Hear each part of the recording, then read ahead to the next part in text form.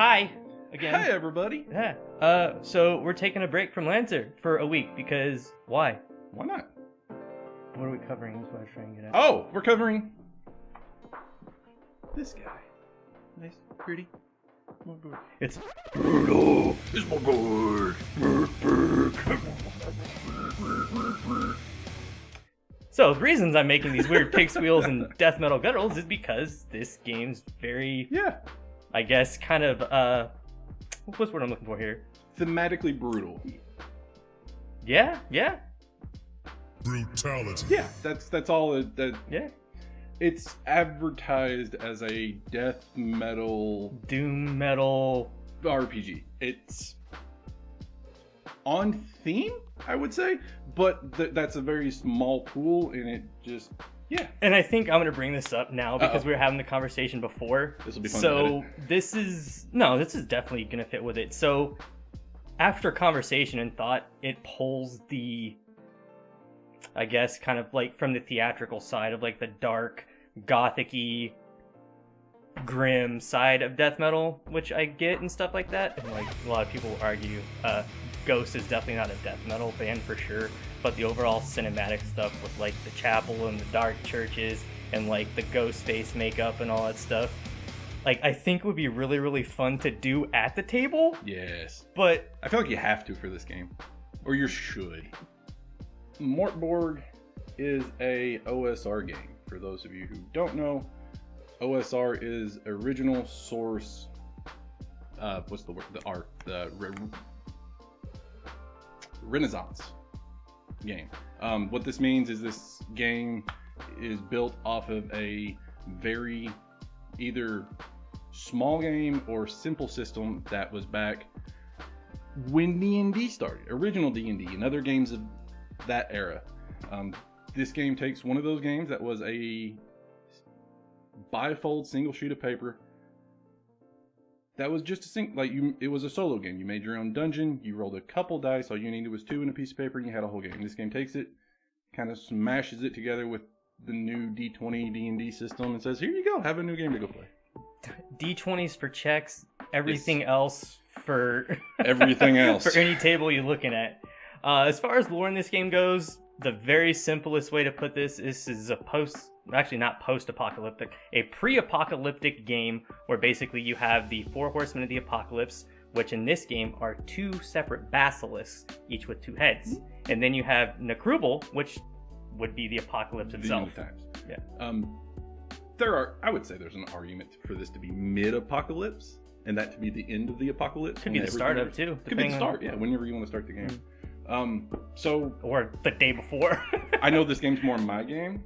What stands out to you about this game? So the game's very rules light. It's very easy to understand. You can make a character from scratch if you just follow the rules and stuff.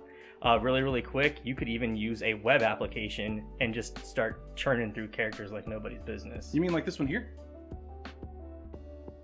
Just morkborg.com, yeah, pretty much. On their website, they do have a character generator, a dungeon generator, a monster generator, lots of supplemental stuff. Everything that you can find on their website, you can also find on TTRPG. And they have, including the books and stuff, 168 different things that you can pick up on TTRPG for this. You're going to have 6 classes starting off right in the book itself. You've got, because they have weird names, I'm going to read what I've got written down. You've got Fanged Berserker, you've got the Gutterborn Scum, the Esoteric Hermit, Wretched Royalty, Heretical Priest, and the Occult Herb Master. A lot of these are going to be very much kind of like Barbarian Berserker, your Rogue style type characters, your basic classes. Your Eldritch controlling. Right. Yeah. Classes are completely optional in this game. You don't have to. You do not. You get bonuses for not taking classes, actually. You do. There are also 4 different stats in the game that you will have your base stats from. There's no skills. That's it. Everything else falls under those. The agility, presence, strength, and endurance. Yes. So my turn. I absolutely love this game. I think this game's great. It is very empty, but for me it's empty in a good way, and that's because I'm on the DM side of the table all the time, so I have a plethora of stuff that I just pull out of thin air and make up on the spot. But don't come into this game expecting to have a large amount of lore and a large amount of all this backlog of stuff that you want to know, because this is how the basilisks work and this is how the different areas and this game says not in there. this is what exists. Have fun. Mm-hmm. That's it. The world's coming to an end. Try to survive it, or you're probably not going to. Yeah. Which is neat. You can play the game when you're starting off.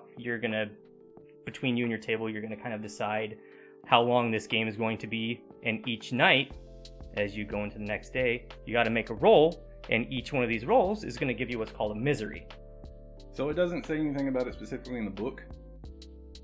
For myself, I really like the idea of this roll being completely hidden from the players, and it just, the event, whatever happens with the misery, just popping up somewhere. I wouldn't tell the players. No. Popping up somewhere in the session. Yes, absolutely. It keeps it more thematic, in my opinion. Does. Yeah. When you roll the dice at the start of each day, you get to pick the size of the dice all the way from a D100 down to a D2. If you ever roll a 1 on this mini little part of the page that is essentially a table, but it's really a table? Yeah. Anyway. It's like the prophecy. The prophecy comes true. Mm-hmm. The seventh seal is broken for the seventh time, and the world ends sometime during that session. I think it's definitely worth mentioning, too, that depending on which dice you roll when you're starting off is really going to kind of dictate how long the campaign or sessions or the length of games you're going to be playing. Right. If you roll the D100 and eventually hope to hit the 1, you're probably going to be playing for about half a year before you ever hit it. Or you might hit it on session 2. It's or you very could be random. like me, bro. Just boom, what's up, once? There's a 1. He's got the Wheaton curse. Oh, it's We terrible. try not to talk about it too much. No. But yeah, that's 90% of what's in Mork Borg. It's a very cool game. For the right table who are very battle focused, character burner tables where it's just, I'm going hard, I want low HP, I want this to just feel very visceral and throw me into the meat grinder. That's the one. Yeah, it's exactly This the one I was game going to use. is perfect for that. This Yeah. game is perfect for Yeah. a Tomb of Horrors style of play. Mm-hmm. And that's what it was built for. I definitely agree. It was built for the quick, oh, that character died. Let me just hit this one button. I have this character. Let's go. Character burners. Absolutely. One of the things I think is a little bit of a drawback when it comes to this game is because of, like he's saying, the lack of overall kind of like lore. Backstory. There's not much of it. There's no backstory to this world. It's really good to, I think this would be a really good game, in my opinion, to kind of roll into something else, homebrewing, or doing kind of like a meshing of kind of like what we're about to do with it in Quest. I'm really stoked about, but overall longevity for me personally, I would probably get burned out after a couple of sessions because it lacks a lot of depth. It doesn't have ranges. Progression is very small. Most of the classes, the abilities and stuff inside of the class, they don't unlock as you progress. That you just have them and you have access to them. You get a very limited amount of uses per day. It's very much a... Oh, it died. Okay, next thing. Oh, natural one. Shit, now I'm dead. Okay, I died. New character. Yeah. That's the whole game. Which can be a lot of fun because it's a great game for dungeon crawls. But that's all it is. I agree. But yeah, that's Mork Borg. We're going to be doing more of these in the future. Just games that we don't have time to do a long video format on, or games that are kind of small and simple that we think are really interesting and want to share. So before we close this out, I would absolutely say, bar none, hands down, the art in this book is dummy good. Like, I might have some problems with the game personally, but the book, having in your collection just for how pretty it is worth every bit of the money you pay for it. Both of them. There's a second one. The second Mork Borg book? There's a second Mork Borg book.